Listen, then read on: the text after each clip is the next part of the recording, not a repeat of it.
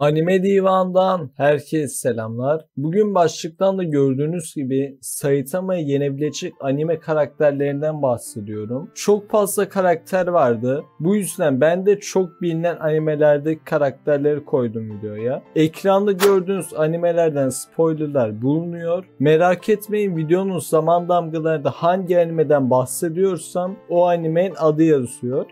Son bir hatırlatma, bu videodaki bahsettiğim Saitama, güncel Saitama. One Punch Man finalini görmediğimiz için şu anki halini videoya koydum. Şu anki halinin gücü, hızı, dayanıklılığı ve hakslarına göre yapılmış bir karşılaştırma. Biraz hastayım, sesim horoz gibi geliyor olabilir. You've lost again and again and again. The lights are cut off, but you're still looking at your dream, reviewing it every day and saying to yourself, it's not over until I win. İlk önce Drago'dan başlayayım. Drago'nun ve Bakuganların ne kadar güçlü olduğunu açıkladığım videoyu izleyebilirsiniz. Bu videoda sadece nasıl yenebileceğini anlatacağım. Drago'da güç sıfırlama haksı var. Bu güç sıfırlama yetenek kartları sayesinde Saitama'yı yenebilir. Bazılarınız Drago bunu yapamadan Saitama onu yener diyecektir. Ancak Drago Saitama'dan daha hızlı. Drago çok kısa bir sürede evrenin merkezine varıyor. Burada acele etmiyor. Sakin bir şekilde bunu yapıyor. Bu başarısı onu hız konusunda Saitama'nın önüne koyuyor. Bunun dışında VSB'de onaylı olan Helix Dragonite'in hız hesaplamasını dahil edersek yine Dragon'un daha hızlı olduğu sonucu çıkar. Dragon AP ve Durability tier'i Low 2C. Hızı da MFTR Plus. Dragon'un Vexos Dragonite formu Diagono Kokos X adlı bir yeteneğe sahip. Bu yetenek iptal edilmediği sürece rakibinden her zaman daha güçlü oluyor. Saitama da rakibin yeteneğini silme özelliğine sahip olmadığı için bu yeteneği silemiyor. Drago'da gerçekliği bükme haksı da bulunuyor. Aynı zamanda Saitama Drago'dan üst boyutta bir karakter değil. Drago'nun saldırılarından ve yeteneklerinden etkilenmemesi için bir sebep yok. Bakugan karakterlerinin ne kadar güçlü olduğunu açıkladığım videoyu izlerseniz Hydranoid, Piraeus, Darak, Helios ve Tigreira gibi diğer Bakuganların da Saitama'yı yenebileceğini görürsünüz.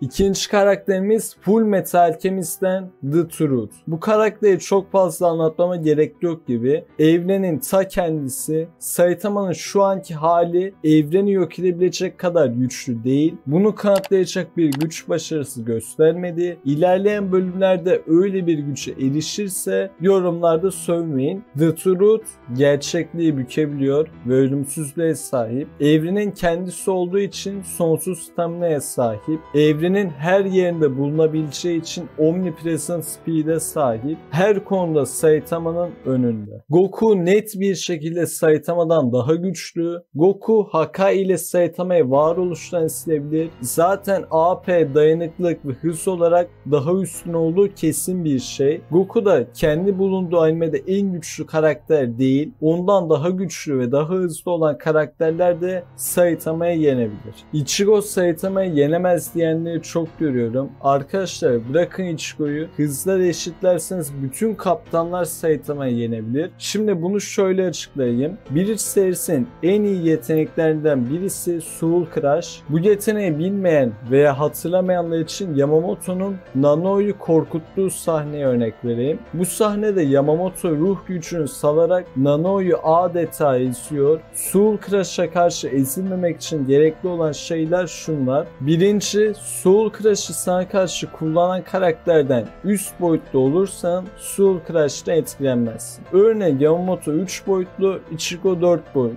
O zaman Ichigo Yamamoto tarafından etkilenmez. İkinci, Soul Crush kullanan kişiden fazla Reiatsu'ya sahip olmalısın. Üçüncü yolu, Soul Crush kullanmadan önce rakibi yenmen lazım. Dördüncü, ruh direncine sahip olmalısın. Saitama'da ruh direnci yok. Bu nedenle ruh baskısı yapabilen bütün Bleach karakterlerinin Saitama'yı yenebilmesi mümkün. Bleach karakterleri VSB'de düşük statlara sahip. Arkadaşlar Ginshou'nun 4C olduğu yerde Yamamoto 6A. Sizce doğru olabilir mi? Bleach'te karakterlerin yarıdan fazlası en az 5B olur. İsterseniz Bleach karakterleri ne kadar güçlü olduğu anlattığım bir video yapabilirim. Tıpkı Bakugan için yaptığım gibi. Bu videoda Bleach karakterlerin tierlerinden çok fazla bahsetmeyeyim. Geralt ölümsüzlüğe sahip. Saitama bunu aşamaz. Yani Geralt Saitama'yı yenebilir. Aizen de Hogyoku ile ölümsüzlüğe sahip. Saitama Aizen'i yenemez. Ayrıca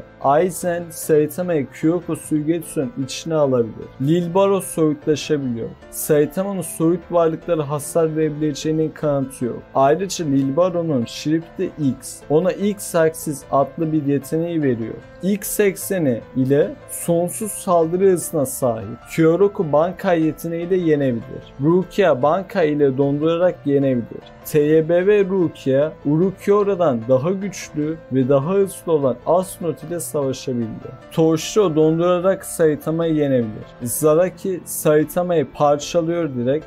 Onu açıklama gerek yok gibi. Ichibei Saitama'nın gücünü düşürebilir. Ichigo en az 4 boyutlu olarak kabul edilmelidir. Aizen Ichigo için benden üst boyutta diyor. Aizen'in en azından 3 boyutlu olduğunu söylersek Ichigo en azından 4 boyutlu olur. Saitama'nın 4 boyutlu veya 4'ten yüksek bir boyutta olduğunun kanıtı yok. Kısacası Saitama Mugetsu Ichigo'yu göremez. Yuhabaha zaten Ichigo'dan net bir şekilde üstün. Yetenek olarak da güç olarak da Soul King de Yuhabaha'dan güçlü. Kısacası Bleach'in ilk 10 karakteri net bir şekilde Saitama'yı yener. Bu arada Rukia falan ilk 10'a giremiyor. O aklıma gelenlerden söyledim. Ben ilk 10'dan fazlasını yenebileceğini düşünüyorum. Ama bunu anlatmam çok uzun sürer. Bu da başka bir videonun konusu. Berserk'teki Tanrı'nın eli üyeleri Saitama'yı çok rahat yener, gerçekliği bükme aksına sahipler ve tip 9 ölümsüzlüğe sahipler. Griffith için